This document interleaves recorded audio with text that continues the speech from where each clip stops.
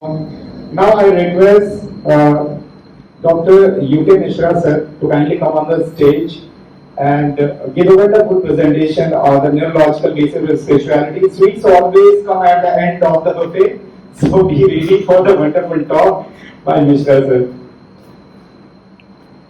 Sir, please, over to you.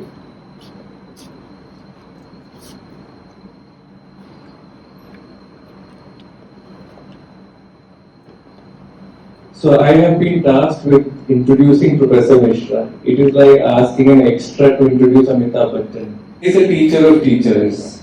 So I'll just do a brief intro for those who don't know him.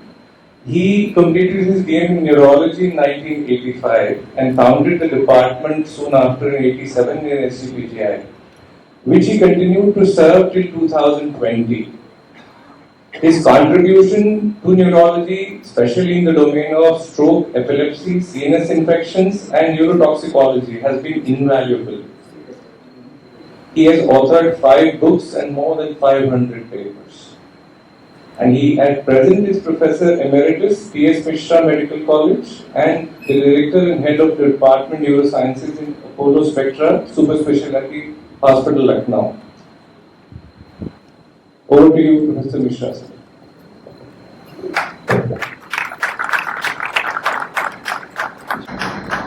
Chairpersons, ladies and gentlemen, I thank the organizers for giving me this opportunity. And what should I say? You see, I'm not an expert on this subject.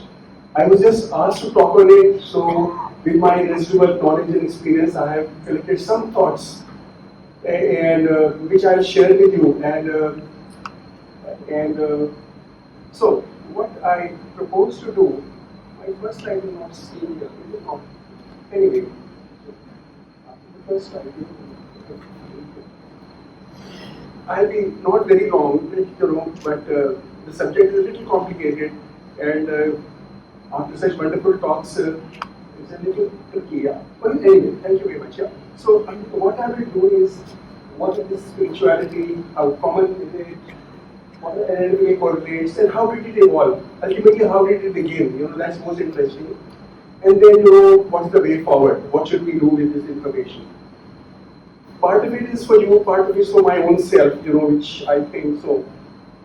Spirituality means, it comes from respiration. SPIRs. This is what? This is spirit. So this is spirituality, is what is within us.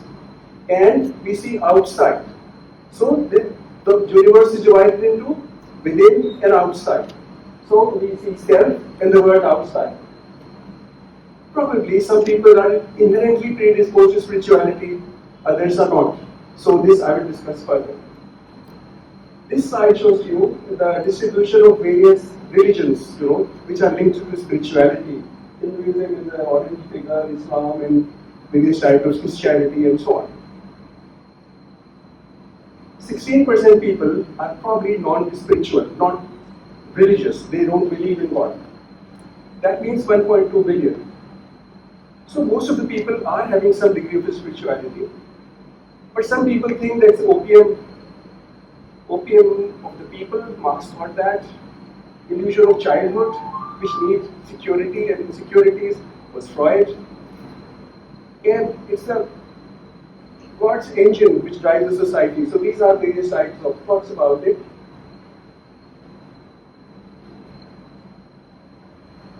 Now, the religious practices have evolved over a period of time, and they started initially. It was religious thoughts only. Later on, we started sacred symbols, and they were worshipping them. Then we started worshipping nature. That we still do that. Then multiple gods, Hindus, 83 crore gods, so whatever you want you can worship. And then some people think only one God, and there's so much of details are not required. So this is the spectrum. Why did it happen? It evolved with the function or the evolution of brain. A small brain, little activity, no need for spirituality. The complication is as the brain evolves, as the frontal lobe and the temporal lobes and occipital lobes predominate and develop, your circle increases. This slide shows, watch out, 3 people. chimpanzee, a small group, human beings, international connections. So larger the brain, more the evolution, more the communications. You communicate with your friends, family, enemies, national, international societies, National Medical Association and so on. So this is what it goes on with the development of the nervous system, the development of the brain. Now, as the brain size increases, the group increases. When a small brain is there, like in worms, like in dogs, like in cats, little brain, small groups, no problem. So no need of spirituality. They may eat, they may, seek for shelter, they may procreate and die, and this their life ends. The problem lies with evolution. When you evolve, you have cognition, emotion, behavior, interact with groups. Why? Because interacting with groups is necessary for survival. Threat perception, preventing that, communication, collecting more resources. That is how we evolve and survive. So it is a necessity that we evolve, make our life more complicated, and then the evolution results in complexity of life, and therefore the need of spirituality. No, don't have brain, don't have much activity, live peacefully, eat, drink, and do whatever is required and finish. But when your brain is involved and you interact with people, friendship, enmity, envy, jealousy, creating more assets, rising in academics, writing more papers, becoming famous, all these things are related, good or bad. So this is the reason why we need the complexities to handle, and that is why the need of spirituality. And all these complexity is needed because it's needed for survival. In this complicated world, you can't survive in isolation. You can't survive in a small group. India cannot survive its own without help of China. America cannot survive without help of India because they need people. So ultimately, it's all interdependence. So it's all interdependence because of growth and evolution. So complicated. Now, neurological correlates, prefrontal cortex gives you social cues, interaction, and decisions, and amygdala for emotions.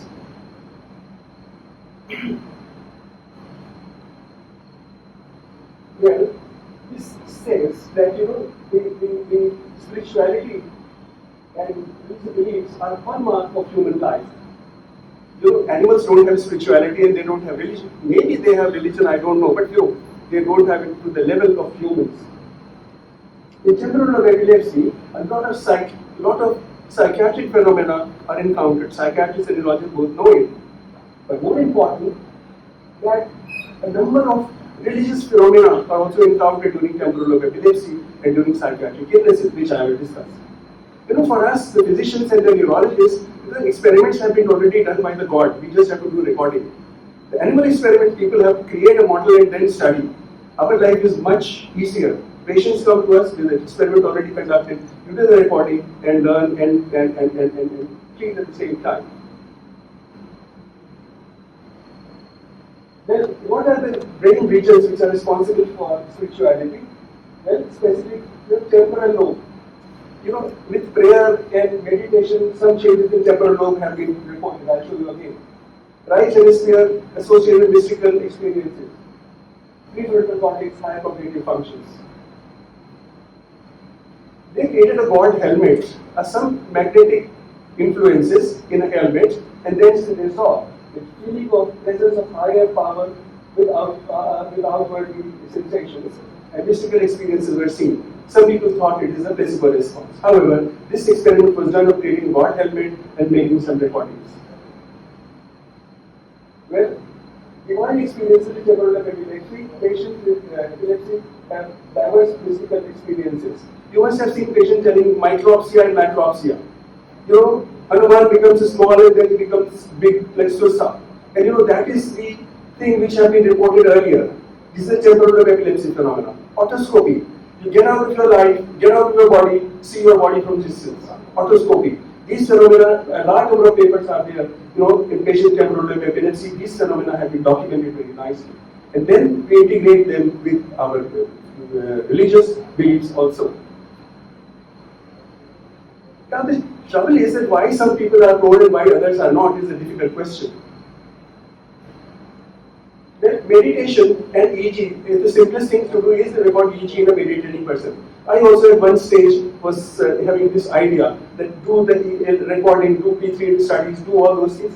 But the truth was that to have a degree of meditation, to control it, to document is actually doing it, and then you record, your recording tools are very superficial. You record surface EEG, how much it will tell you, so much of artifact, so much of other things will come in. So initially I was fascinated, I read Patanjali, I read everything, and I'm willing to do that. But I thought to waste my time, resources, so I decided not to do it.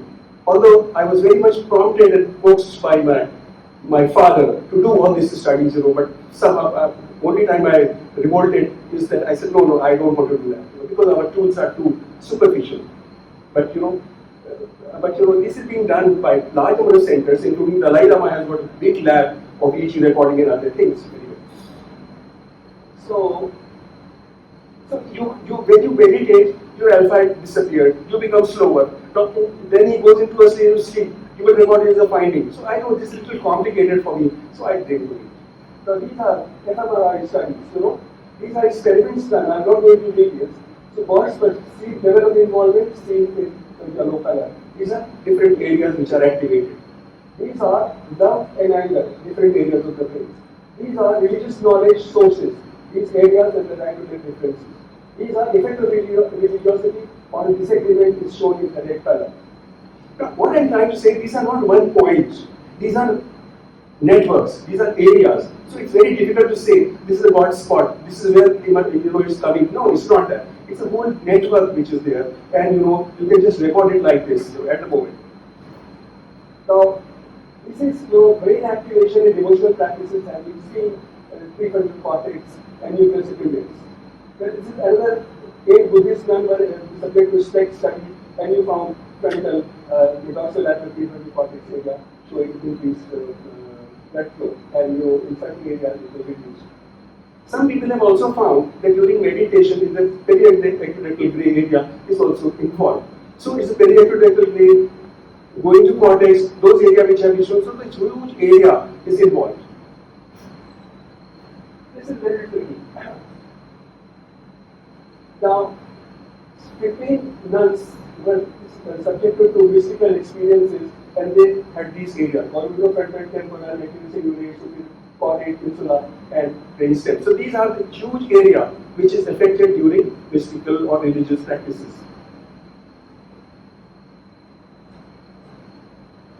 Interesting. Obsessive compulsive neurosis. You have an intense desire, you have to do something. If you don't do it, anxiety, you do it, you are relieved. Now this may be hand washing, this may be cleaning, this may be puja, this may be your religious practices.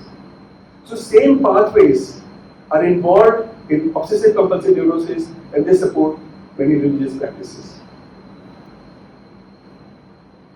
This is the dorsolateral prefrontal cortex, occipital cortex, with executive functions, visual spatial information, and then cortical conflict and anxiety, orbitofrontal cortex, OCD, loop here, basal ganglia, thalamus. So this is the area which is conceptually involved in obsessive compulsive neurosis, and same pathways will affect your religious obsession. And there are papers, relationship between obsessive compulsive disorders and religious faith and clinical characteristics and implications. So there is a lot of information on this. Time does not permit to go into those details.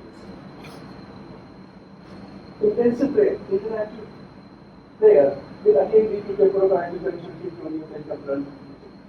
Interesting. When you are going for anatomical correlates, you think brain development, evolution is responsible for higher intelligence. But look at the paradox. This is a person, IQ, these are the cortical atrophy. Look at this. And IQ 126, honors in mathematics, it was an accident discovery. So, localization to cortex has exceptions. And I can got a lot of information, a lot of pictures I can show. Very thin paper cortex, and normal IQ, normal behavior, no problem. Another interesting thing, Tenfield, he did brain stimulation studies in refractory seizures and recommended different types of surgery. Seizures are sensory, motor, movement, and memory. Now, if it is arising from cortex, why not you have mathematical seizure? Why don't you have poetry seizures? Why don't you have nice ideas coming out in the flow as epileptic phenomena? Not yet. I don't know why. But then this is a question that if it is localized to brain and cortex to some extent, then it should happen like this. But poetry, as a Shiza, why don't you do poetry and become some great poet? There are people who are schizophrenics and during the attack they have done great painting and they have written something. But generally we have not yet encountered this. So well, again a question. Now, for surgery, for brain, for refractive surgery, you do callosotomy. So the spread does not go to the other side and patients Jesus is controlled, life becomes better, they are alright. Now this gives us a model to see the effect of two brain areas. Now these people are apparently normal, although their connection has been corpus callosum has been removed. But then in experiments, they presented to each half these arrows this way and that way, and later on you ask them what was the direction, they can tell you correctly. Now, this has been exposed to one half and another half. They should not be able to connect the two arrows, but then they are able to. Similarly, you show them you present them a bat and a ball, and then show a broken picture. They are presented only with bat and ball, but they are able to connect that, this ball must have been hit at this. So how it happens, this integration in a hemisection brain, God only knows. Now, when you decide to move your finger, there is a very short potential. There is a potential in the brain which occurs about 50 milliseconds before. Now, if you do that, then if you decide to stimulate, brain field is stimulated, you also got that potential. But he decides that you move yourself and I stimulate. Again, there was no difference. Same potential is produced. Now, you have a potential, very short potential coming up. Now you decide to veto it. Don't do that. Potential disappears. So there is an internal mechanism for an idea to come and hold on. Where it comes from, God only knows. But then this is a question. So, anatomical correlation of these phenomena are not easy and complicated. I'm still having no answer. So don't please ask me again why it happens. Persisting vegetative state. Patient is totally vegetative, months and years, but they see. How do they see? You show them a picture, and if the picture is like, they're aware of it, their brain lights up. You show them the family members, ask, who is your mother, and show many pictures. When mother comes, they light up. You ask them, can you count 3 and 4? When you count 7, it lights up. So they are even in that state, their brain is functioning and giving. So what it is it spirit? It is something else, I don't know. Yes, when you do lot of meditation, lot of yogic exercises, 20 meditators, 20 controls, they were thinking of the prefrontal cortex. Obviously, you are doing using a particular area. That's what functional MRI also shows increased cerebral volume. Negative thinking's volume goes down, but it's surprising. Serotonin is a neurotransmitter which has been implicated with mood, perception, and consciousness, and religious and mystical feelings. And we've identified different types of symbols. On narratives, or symbols, or traditions, and we pass on from generation to other, and it's easy to fix on. Like a flag, they keep in their mind and they follow. So this is easier. Why we pray? We pray because of the benefit we receive from the gods. God will protect. God will create you. He protects you. Or you are scared of them. They will destroy you. So, creator is Brahma, your nurturer is Vishnu, and killer is Shankar, Mahadev, or Kali. See the number of temples in the city. How many temples of Brahma in the country? One. Sure, one. Thank you. We are not so ungrateful. How many for Vishnu? 2. Okay. How many for Shankar? Everywhere. So, so is it, if God has created himself, why would you do that? So we have probably been responsible for our own fear. We have created our gods, and most fears worry for survival. So we go to create more temples for Shankar, also for breathing, so Vishnu, and who cares for the creator? So when you create something, don't expect people to acknowledge you. I mean, it's the truth, by the way. So, we also need spirituality and religion for holiday, for comfort. When you are stressed, for frustration, anger, disease, whatever, you need a respite. You have been insulted, you can't do anything. Your head has scolded you, you can't do anything. What can you do? Go to a mandir, pray, and this is what spirituality and religion has a role. That it gives you a solace, it gives you a comfort, it gives you a positive feeling, and prepares you for the next morning. Now, the biggest fear is death. You all are scared of death, howsoever brave you are. So this is one reason. So we want religiosity, so that it will protect, or we have been told that it will protect you from death.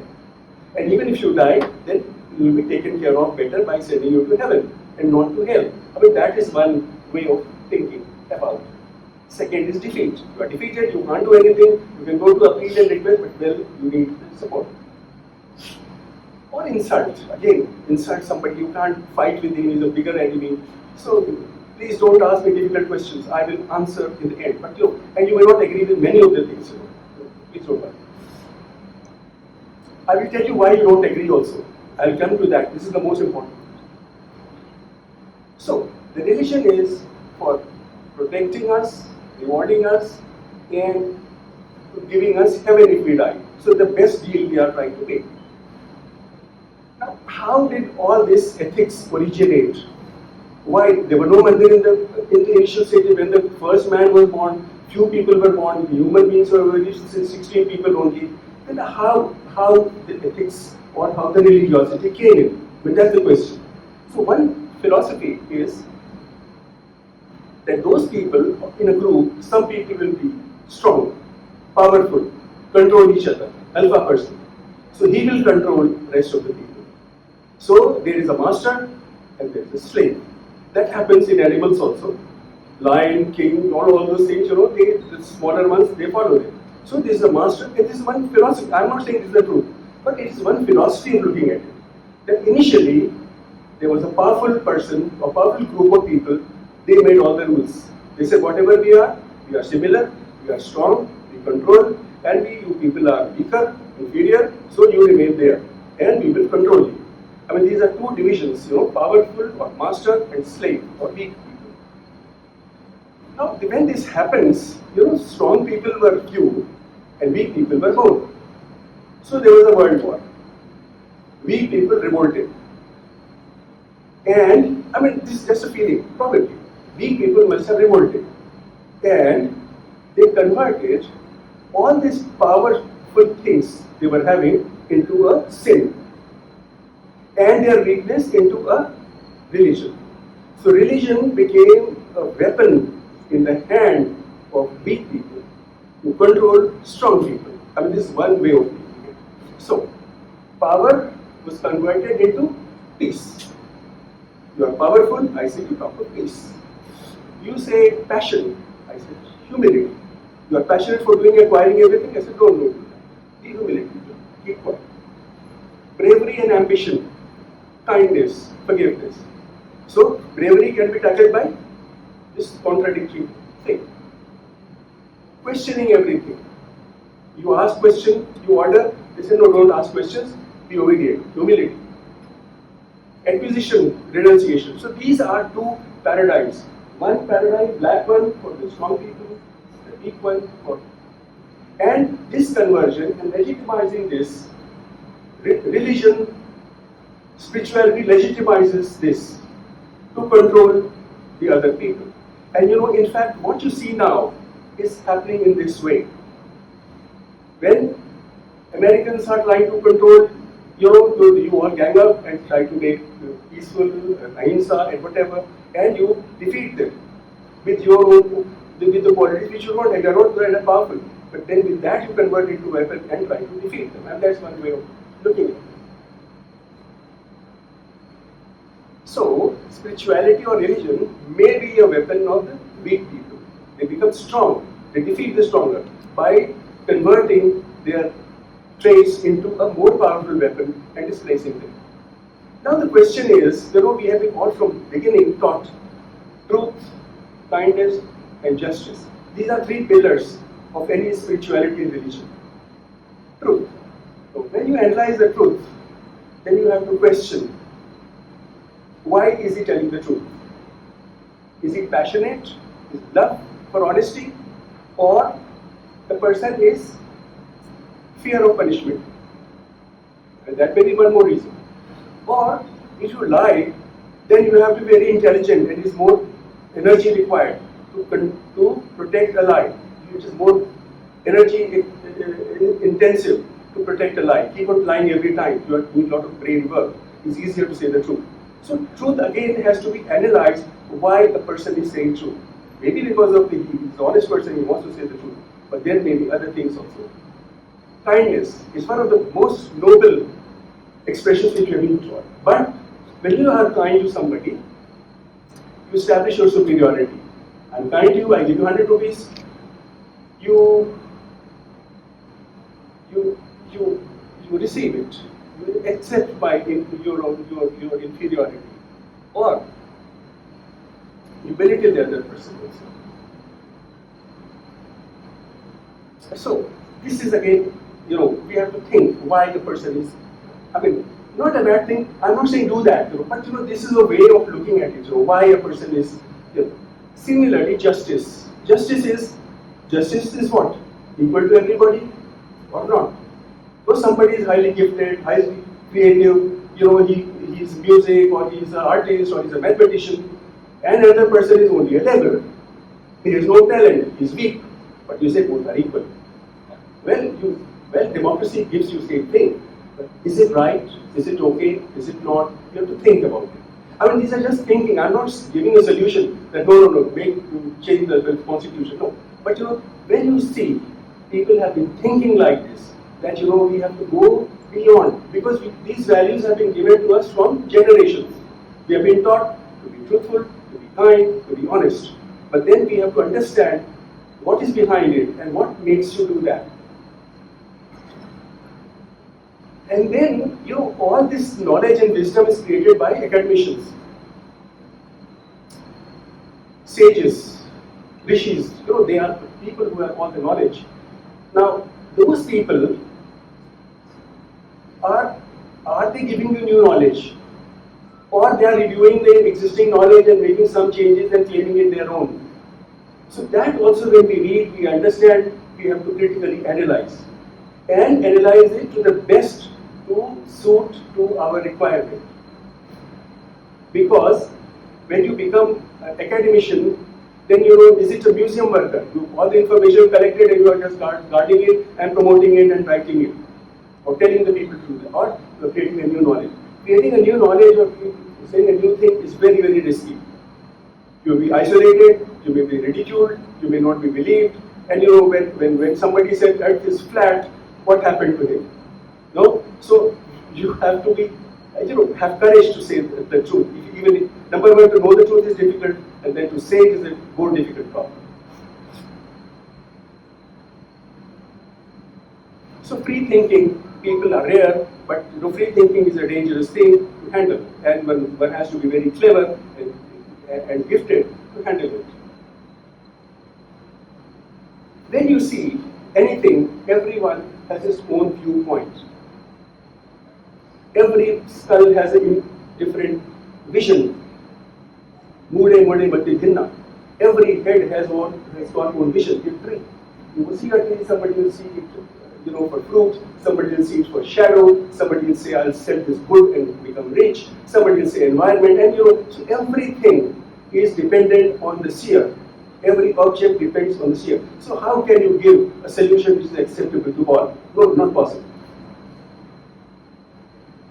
But most important, what I said was subject and object, duality. Subject is yourself, object is him. Actually, they are a component of same universe. And as the duality increases, as my requirement increases, I differentiate from others, the problem begins.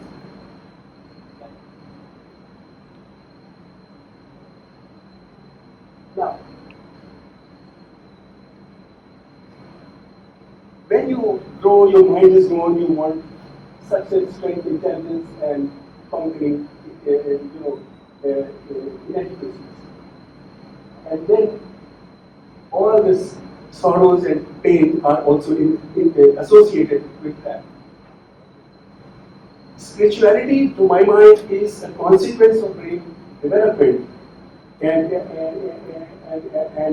its inherent part is not a choice. It has been there because brain evolved, created problems to solve that with spirituality. The way forward is, the way to solve it, one way is that reduce duality.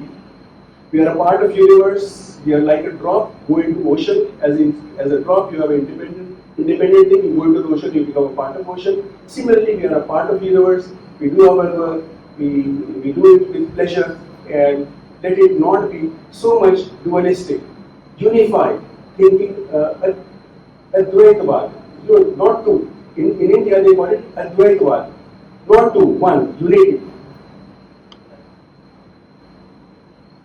And when you have this feeling of duality, reduction, the feeling of belonging, comfort, compassion, idea, and when you increase duality, it leads to danger, unfamiliar situation, independence, isolation, and loneliness. So overcoming duality is the way in which we call enlightenment or moksha or gnosis or whatever you want to call it. So we have to reducing duality is one way forward. Well-functioning spirituality is necessary for a well-functioning society. Good technologies have given us many more assets, many more things, improved our life, but have created secondary problems.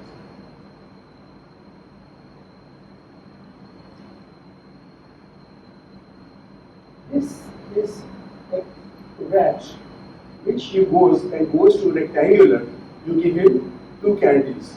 He goes to a square, you give him no candy, or give him a shot. Gradually, this will start going to the rectangularity. And then he will develop a liking for rectangularity. That is liking. How liking is it?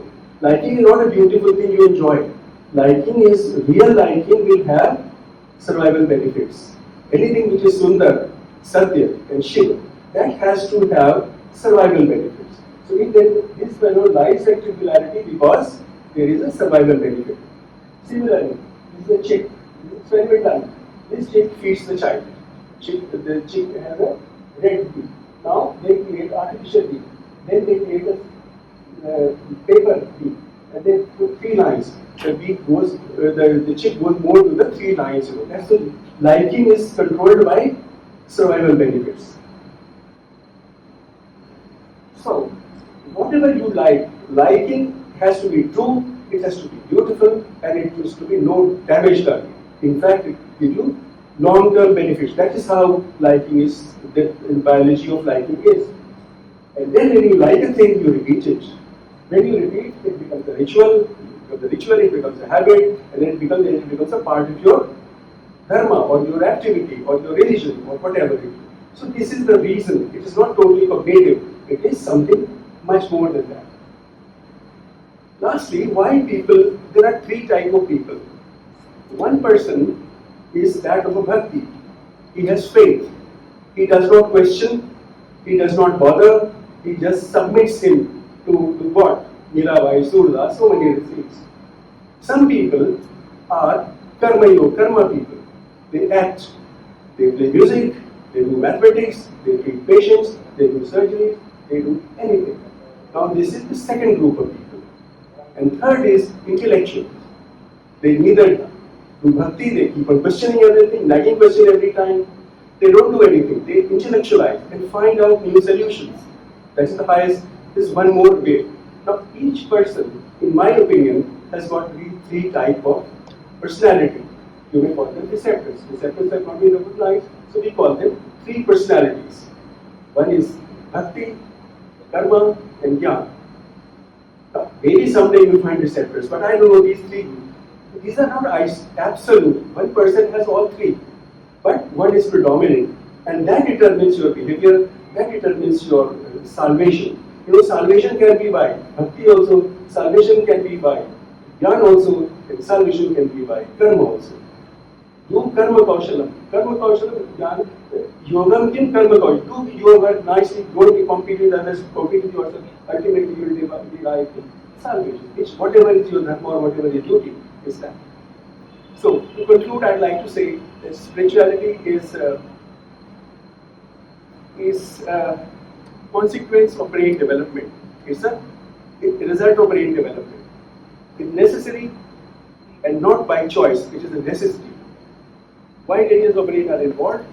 It is important personal, social, cultural, and political implications. It's a source of pleasure and happiness and achievement, and there are individual variations. Thank you very much.